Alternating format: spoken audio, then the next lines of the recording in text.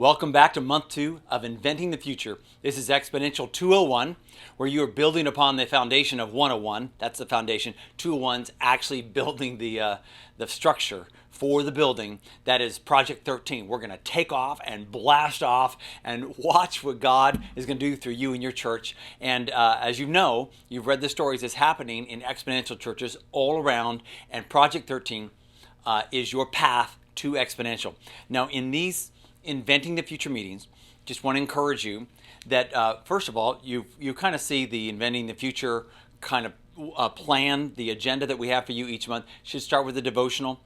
So one of you guys can start with that. Maybe you've already done it before you've played the video here.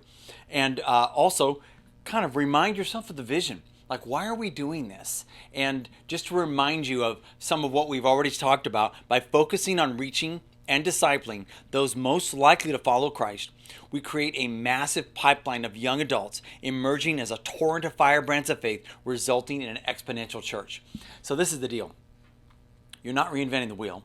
You're building upon principles that are being used all around the world for the churches. In fact, this is the only place I know where you can learn these best practices, you can amass them, and then analyze them, and then implement them for your church. The only place on the planet. So here you're doing something legendary.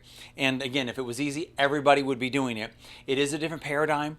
And I applaud you. I encourage you. Keep pressing on through this quiet phase. Not a lot of people know what you're doing here, but this is why we're doing it. And so remind yourself of this. And I hope that you've tied something like this, this vision statement here, into your church's vision statement, because this is not a few month thing, even a 1 year thing. You've got to really throw your all into it for the next 3 to 4 to 5 years. That's when you start seeing the exponential payoff. You're going to see a lot of great fruit the first year and second year, but it'll explode in the future years, as you've seen with some of the spreadsheets that you put together. So part of the what you're going to want to do is go around the table as soon as you shut off the video, or you can pause it now if you want, and talk about what is the status of each of you guys in terms of what's happened this last month. What were your goals? What did you accomplish? What's the status of each member of the task force? You might already know that because you guys are talking a lot with each other and that kind of thing anyways, but just to make sure everybody's up to date on exactly what the status of everything is. And then we'll talk about what needs to happen month 2. So in month 2, for each of the 5 task force members, there's some specific things, as you may have guessed, to be done. The leadership buy-in, the building the pathway, the training the leadership, epic events, and research and measurements. So a lot of what's going to be happening month 2 is continuing from month 1. But don't leave it all for month 2, because you needed that month 1, to gain some traction, because you got to start training the leaders here pretty soon. So hopefully you've identified the 14 to 16-year-old leaders already, those of you that are in that process, in the middle of that part of the plan. And so I want to just remind you of the implementation process here. We're still in the quiet phase. So you don't be telling it from the mountains. Don't be shouting it for everyone to hear yet. Okay, we'll be going to the public phase first, but the quiet phase gives you something worth talking about. This is the plans, we've thought this through, and so forth. Now, one of the things I'm going to encourage you to do during this Inventing the Future, if you have not done this yet, is on number 5, where you talk about all the measurements and the logistics and all of that, is I'm going to encourage you to take the 10-year plan, the 10-year template, that spreadsheet, and I want you to take some time to really wrestle through that, okay? Because everybody needs to be kind of on the same wavelength. Not that you have to agree on the 10-year goals, but they all ratchet back to what are the goals this year. And you're going to compete against yourself. After the first year, you'll see. So for example, on that, if you remember that template and that spreadsheet, you're going to really figure out, you should know by now what your footprint is. How many 13-year-olds are in your footprint? How many 12 to 14-year-olds are in your footprint? What are the schools? And then have some conversations. You can dream a little bit, but be realistic. have some conversations about, well, what percentage of those guys do we want in the room? What percentage for the big Epic 13, and then the second Epic 13 event? How many of those? What percentage of those?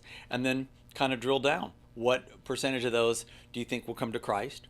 And then what percentage of those will join small groups, the connect group, the pathway that you're putting together? And like, set some goals. There might be faith goals. You've never done it before. You've got to start somewhere. I've put some percentages in there. Like if you get 10% of the footprint, and you got half of those, or half of those committing to Christ that come to your building, and then half of those joining small groups. That's just a starting point. You've got to put your own, what is your church membership, your starting church membership, what are the actual numbers, and then fill it out for the next 10 years and play with the numbers a little bit and pray over them and look at them and say, go around the table, is this all numbers we can agree upon? And you don't know what it's going to be. You're going to have your faith goals out there. We're all going to work hard. And both from how many are going to come to the first Epic event, and then how many are going to come to Christ at that first Epic event, and then how many are going to come to the small groups, that night, and then the following week, and the first month in the small groups. You don't know what those are going to be, but you got to put your faith out there and then work hard to accomplish that and pray hard to accomplish that. So I just want to encourage you.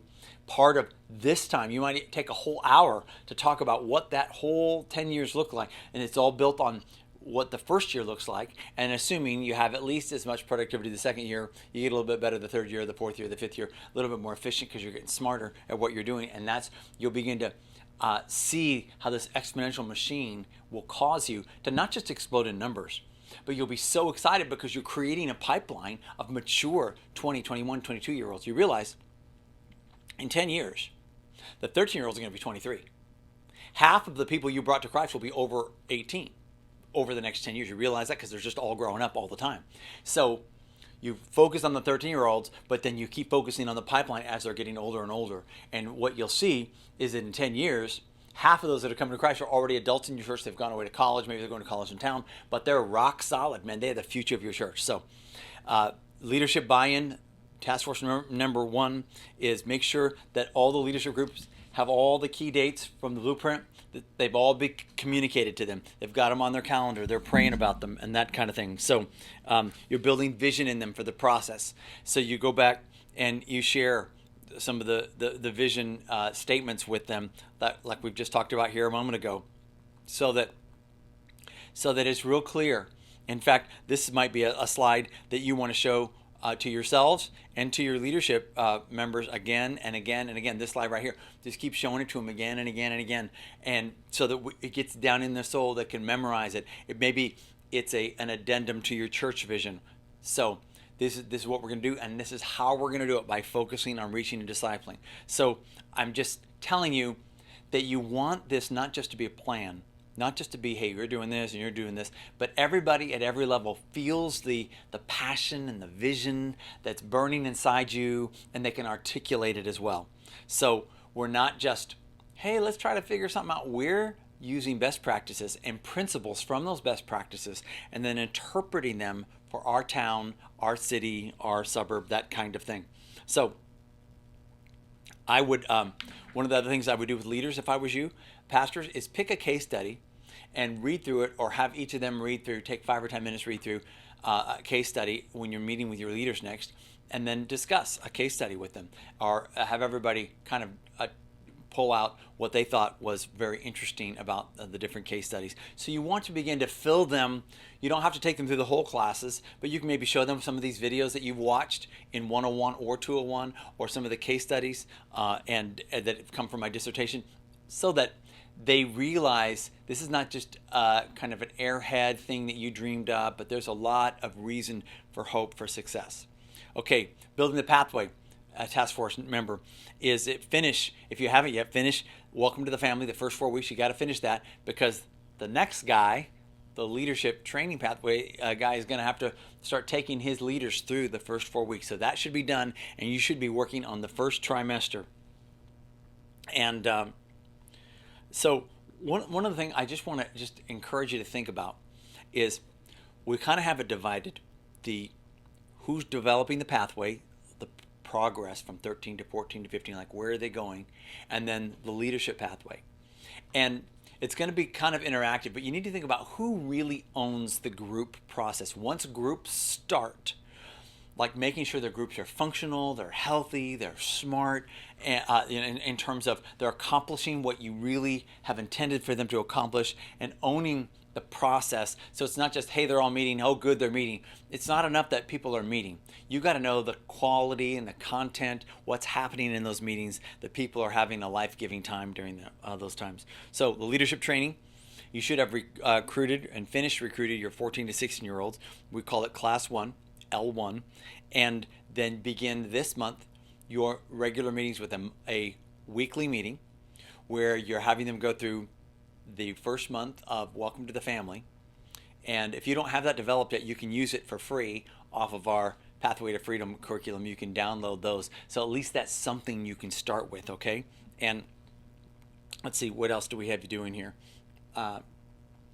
You've set a time when and where to meet. You begin to build a vision into them, what Project 13 is really all about. So you maybe showing them some of these videos. You're showing them, the why are we reaching 13-year-olds, because they're most likely to come to Christ, because you can show them some of the data and that kind of thing.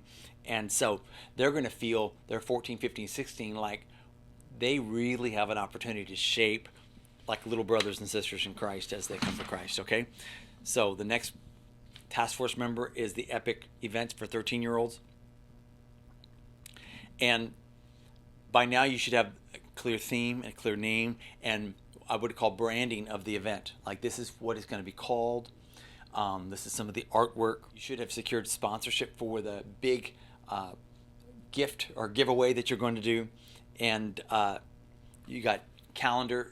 You should have calendar tools deployed for when all of the marketing is going to begin for these things. At the same time, you should have a planning timeline for the content. If you're developing videos or dramas or whatever, the content development timeline should be in process, as well as the marketing timeline. They're two different timelines, because you're going to soon be having to have rehearsals 4 weeks or so in advance, going through the timeline. And so that everybody that is a part of the event, or pushing buttons, or rolling in videos, or playing in the band, they're all really queued up on what's going to happen. And when we say epic, it's got to be epic, okay? And in terms of the impact that it makes. So it's epic because there's a lot of people there. It's epic because there's great worship. It's epic because there's a fantastic message that is interactive in nature, in video. Parables, as it were, or ways of depicting the message, and then a great, altar ministry time. People go, slap your mama, God's in the house. This is awesome. And so you're planning like that, and you're thinking with that in mind. And then finally, the last task force, the research, measurements, and logistical person.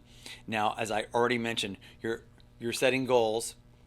Take some time during this Inventing the Future meeting to really fill out that 10-year spreadsheet. And in order to do that, you will have had to fill out some of the other spreadsheets in terms of your total footprint and all that kind of thing. But really wrestle over this and fill in that 10-year planning template. And I want to just encourage you to each discuss what you're planning to do this next 4 weeks, what your goal is, and what challenges you might have getting there. Somebody around the table might have a way of helping you through a challenge, a roadblock, helping you with research, helping you with, they might know something that you don't know, that kind of thing. So you want to, in this quiet phase, you're doing all the planning. As we talk, each task force has its own planning, and the only one that's talking much is, the leadership, which is the pastor, getting all the groups of leaders and or staff members involved. So I'm excited. This is month 2. You're on your way. We got another month or 2 of the quiet phase, and then bam, the world is about to hear about something brand new in your city from your church that's not just going to impact your church. It's going to impact the history of Christianity, because we're praying that thousands of churches around the world are going to be doing what you're doing right now.